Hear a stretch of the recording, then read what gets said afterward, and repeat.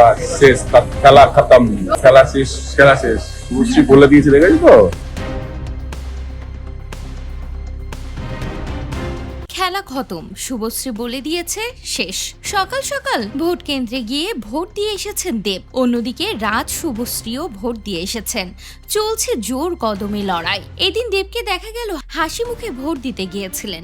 Vote দিয়ে বের হয়ে দেখালেন যে তিনি ভোট দিয়েছেন। এ সময় সাংবাদিকরা প্রশ্ন করলেও কোনো কিছুর উত্তর দেননি দেব, বরং ভোট দিয়ে সোজাসুজি বাসায় চলে গিয়েছেন।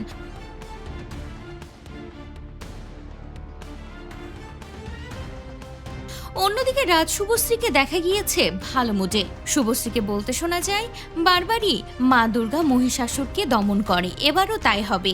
মা দুর্গা মহিষাসুরকে দমন করবে। আর এই কথা শুনে রাজ চক্রবর্তীও বলে, খেলা খতম, শুভশ্রী বলে দিয়েছে মানে খেলা শেষ, খেলা শেষ। শুভশ্রী বলে দিয়েছে, দেখেছি তো।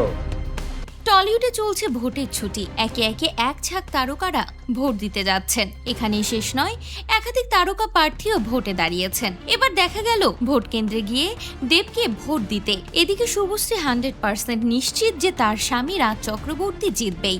তো ভিউয়ার্স, আপনাদের কি মনে হয় অবশ্যই কমেন্ট করে জানাতে ভুলবেন না।